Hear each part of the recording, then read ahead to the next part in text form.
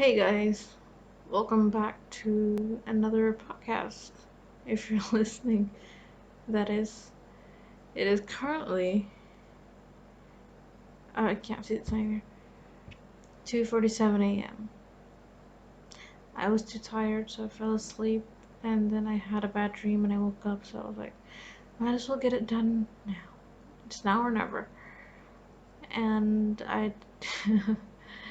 yeah, the title of this podcast, I decided should be something a bit, more emotional. Not emotional in the sense like not funny. I don't know. I just thought it should be something better. It fits the 2 a.m. with the almost 3 a.m. Theme anyway. So I think it will be titled Perception, Insecurities, and oh no, I forgot. I had a name for this already. Anyways, you'll see it on the title anyway. So so I wanna so God, I don't even know how to start anymore. I don't know how to talk anymore. If you answered the questionnaire that I put up, thank you so much. It was for this. It was for the podcast. It was for myself anyway. And the reason why I put up the questionnaire in the first place is because I suddenly just wanted to know who exactly I was, because I was starting to get more and more and more confused in that aspect. And I just really wanted to know who was I, because at 90% of the time I just feel like I'm living inside the wrong body. I'm sure we've heard all of this, like I'm not supposed to be in this body, like I'm supposed to belong in the 40s, things like that. I'm pretty sure I've seen at least one of those around on social medias, and I recently felt like that too, but not like that, not in that way, not in the romanticized way, but something a bit more deeper and a bit more scarier, in a sense. And I thought making this thing to for people to answer would help me, because then I would know how people view this person, me. How if because I know for a fact that I act kind of differently to different people, and it proved to be true. Reading all the answers, so I just wanted to see what was the thing that people saw the most, and what was the thing I felt the most. So I decided to do that. And before I go into that, let's talk about some insecurities that people may have, what I have basically. Um, I think being insecure is like, I'm sorry if you hear chickens, they are awake. I think being insecure is something that everyone feels. I mean, in my opinion, if someone isn't insecure, that is amazing. Like I want to. Oh my God! Shut up, chicken.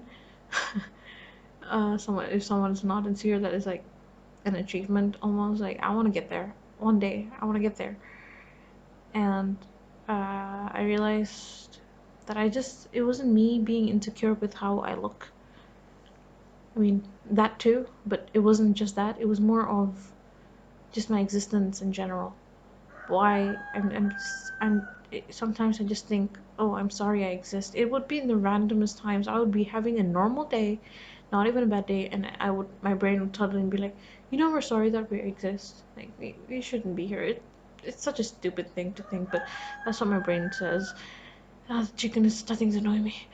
Um, and at times like that, I just suddenly kind of feel insecure of my existence. Why am I here? Maybe I shouldn't be here, but I don't want to die. And it's that thing, I just want to disappear. And I, the first ever um, memory that I have that made me feel like this insecure of my existence, I think it was in year 8, when I was like 13 or 14, where, oh man, Basically, I was friends with these girls. Well, I thought I was friends with these girls, and then they said, oh no, no, it was in year 9 when we changed classes. I thought I was friends with these girls, but they because we separated and I was the only one in a science class. I don't know if that was the reason or maybe it was something else. But the girls, the one I was actually close with, told me that, oh, I can't talk to you anymore because this other girl told me not to be friends with you anymore. And I was really angry about that. I did kind of take my anger out on her. I mean, not take my anger out on her. I did say like, how dare you do that? Like, if someone tells you to do that, you will do that. I kind of did say something like that, I think. And I did give her not a lesson. I did tell her like, be your own person, like all that happy stuff. I told her that, and that's when I realized like I'm. That's when I think I started becoming insecure of my existence. I was bullied most of the time, even before that, but it never really clicked in my head like that. I wasn't insecure of myself until then, until people, friends, quote unquote friends, listened to other people when they said, don't be friends with me. And that kind of hit hard. And I guess that's when it started. That's when I realized, at least. And after that, it was just what's the word? A domino effect or something like that. I just kept being more and more and more insecure. And I feel like right now I'm at peak insecurity. That's what I am. And that's when I realized I kind of have this dual personality that I am struggling with. Or maybe that's when it developed. I'm not entirely sure. And it all comes down to peers, especially my parents. I think one of the bigger reasons why I'm insecure is because of my parents as well. Um, mm, which is kind of sad, but it is what it is, right? I can't do anything about it because they're parents, and you're not supposed to say anything about your parents, right? So I'll just not talk about that. So where am I going with this? Um, Crap. My point is, I guess. What is my point? Right. I don't know myself. I think I live inside. I have the wrong personality, or I don't know. I don't even know how to explain it because I myself am very confused. People in this questionnaire, a lot of people, a lot actually, said that I was a loud, confident person. I have like 40 people responding. So in those 40 people, they say I'm a loud, confident person, and I'm glad people see me that way, and they don't see the other thing that's hidden. Like I think it's a more of a submissive side. That is a scaredy cat, like full on scared, just scared of everything. I'll give you an example. I would park my car in somewhere, and then I would have to go to the library. But at the time, I would be alone. And I wouldn't know who's in the library. I don't know if my friends are there or if everyone is split up or so I would text someone and ask, "Hey, are you in the library?" And if they say no, I would just start to like almost panic. And if they say yes, I'm here with to this person, I'll feel more calmer.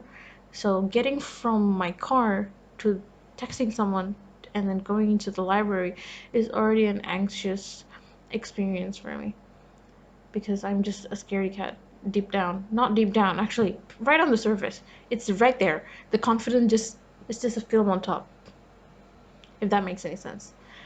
And people and I get scared for everything. Everything, the smallest things. Oh, I need to go to the vending machine and I get anxious. I need to go to the canteen, I get anxious. Oh, I need to pick my sister up at this time, I get anxious. And when I get anxious is when I start to blabber. It just if there's an exam beforehand, I would be laughing and talking, not because I'm confident or anything. It's because I'm anxious, and I'll just blabber, blabber, and blabber. And you know what? Blabber, and that comes off as confident, which I'm not. I really am not. I'm just an overall anxious, insecure person, but it comes off loud and confident. And that's where the double personality comes from, in a sense. There's a part of me that is confident. Like I don't know how I don't know how to put a number on it, but there's a part of me that's very confident, that is out there, that wants to be out there. And then there's a part of me that can't, that is just too scared of everything because she wasn't allowed to go out. I mean, actually, the entirety of me isn't allowed to go out and socialize and stuff like that, but just scared. And that's when I feel like I'm living in the wrong body. Because at one point, I'm sure at one point in the day, if you ask me, are you actually confident? And I'll be like, yeah, I am. I would do that. And then the rest of the time, I'll just feel like it's a cover up instead. And when I'm trying to wear bright clothes to uni, it's like the confident side says, "Hey, let's just do it," and then I just go back to wearing black clothes because I'm not, I'm not. The confident side is not fully there yet. It makes no sense now that I say it out loud, but it is. It makes some kind of sense in my head. And the insecurity topic can go on and on and on, but let's just stop here for today. I guess I might start crying soon. Um. Anyways, in the form that I did, the reason why I did the form is to see how people view me, right? And this is because I like knowing what people think of me as a person, because mm, I think changing myself is not a bad thing. I'm not uh, to a certain extent, I'm not afraid of change. I think we should embrace it, and I don't think people should be afraid. I don't think anyone should be afraid of changing for the better. Just because you liked green tea one day and you stop liking the next day doesn't make you you. I'm sorry, doesn't not make you you. Because we change. It's fine. And I think a lot of my, as far as I can see, a lot of my friends are scared of that. I'm like, no, you should go for it. If it, as long as you're not becoming a badder person, just go for it. And that's what I like to do. I ask people, and if there's something that they don't like about me, that affects them in a negative way, it's best for me to change that thing for them, but only for them, not for everyone else. Like in this questionnaire, a lot of a number of people said I was too blunt, and I agree. I can be. I just don't like to bullshit around. So I decided, to those people only to those people, I will be less blunt now. I'll be less honest, and I will try to sugarcoat things more. It takes practice, but I'll try to do that. And I'll double chin. And a number of people also said I'm very loud.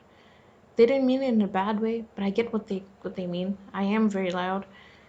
I don't really know why or when it started, but it just is there, and it's also a type of a mask to cover up the anxious part. And for that, I will when they're around, I should be a little less loud, because if that makes them less annoyed by me, that's great, and that's what I want. I don't want anyone to be annoyed by me, or anything like that. And apparently, not everyone's, 63% of the responses says first impression of me was talkative, and that's fine. And I actually really like that. Like I said, it's just me blabbering on and on and on, and it's just the anxiety trying to hide itself. So I just keep blah blah blah blah blah. And the animal part, some people don't see this, but this is a very very very interesting thing to ask someone. What animal do you see in me? Because it's their perception of you. If it's a small animal, it might be a different perception. Like a cat could be adorable or lazy or something like that. And then there's people who said like lions and peacocks and bears, and there's always a reason for that. Like a peacock is because I forgot who said this, but a peacock is I'm like this, but there's a part of me that I only show to so specific people, and that's true as well. And then there was a panda because I'm cuddly and huggable. And what else did I say? Armadillo because I have a hard shell. Yeah. Oh, and I'm strong or something. It was amazing. It was a good experience to ask these kind of questions and ask them why and see these answers. Some people were not helpful at all.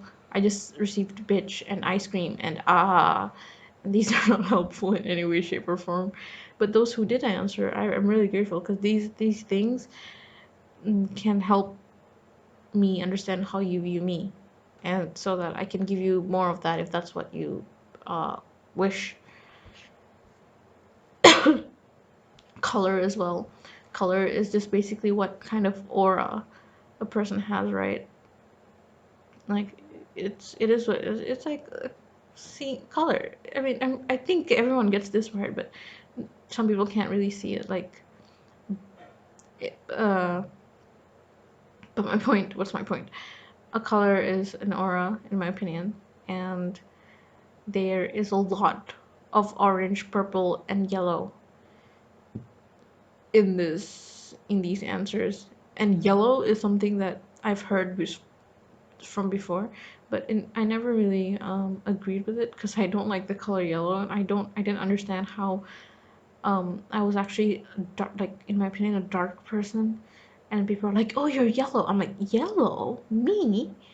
It kind of surprised me. It does surprises me every time someone says yellow, and but yellow is like the answered highest answered the most answered color for that. And I guess for a lot of people that is the color. And I love it when people say purple or red because those are the colors I vibe with the most, I resonate with the most. But yellow wins. Yellow wins. And to those people who answered with a thought behind their answers, I really, really appreciate it. I just want to say thank you for that.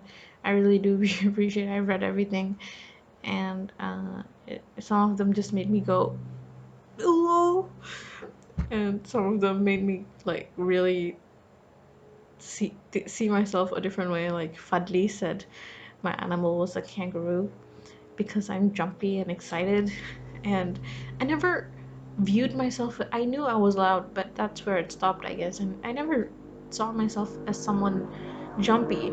And when he said that, I'm like, I guess that makes sense. That makes a lot of sense. Me being jumpy. That is actually right. And it's like almost eye opening, and I really really did enjoy that part. Let me find the answers. Ah, never mind. Let's just move on, I guess. And people like my nose hairs a lot. Apparently, the highest frequency answer is nose hairs and eyes. I used to like my eyes as well until I started noticing that the right eye is bigger than the left eye, and every time I look in the mirror, and that's all I see now, and I just can't really enjoy it anymore. So that's sad. It's part of the being insecure. It comes with being insecure, I guess. And I came to realize that half of my friends want me for my money. Really, the question was, how can you make our friendship better? And it was all treat me, manja me, and I guess it is what it is. You guys want my money. I would too. I don't have my money yet though, so that's a good thing. I'm not robbed yet. And a lot of people wanted to eat together. I'm like, to that, hit me up. Let's eat. I like eating. Ifilanja, so let's eat. for the question, which qualities above should I show more often? The most is humor. I don't get it. Am I not funny enough? I thought I was. And you want me to be more humorous? I'm already so funny. I don't know.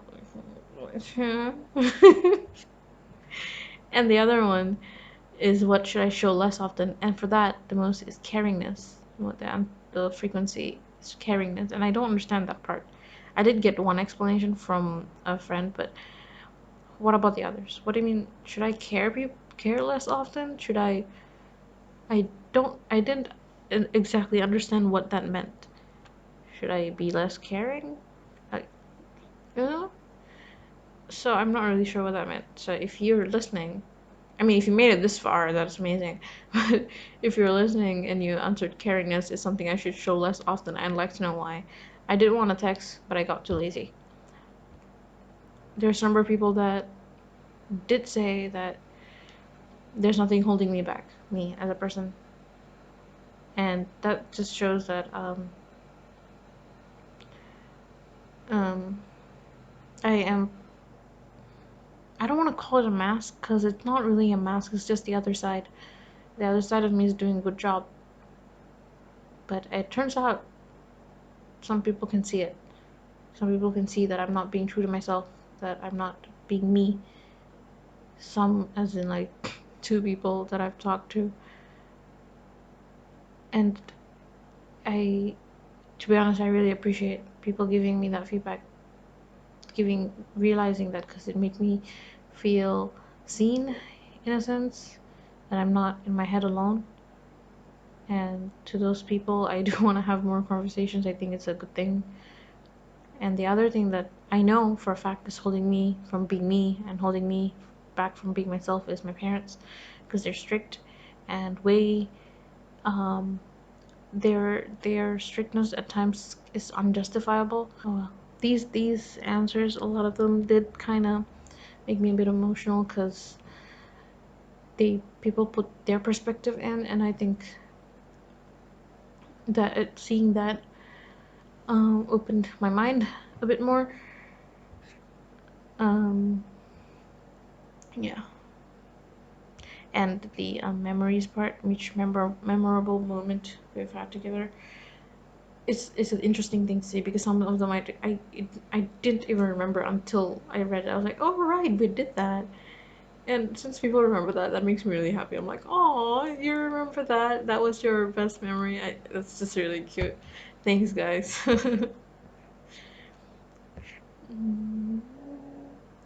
And there was also a number of people, not a number, maybe like 6 people, that said in the description part, where if you were to describe me, how would you do it?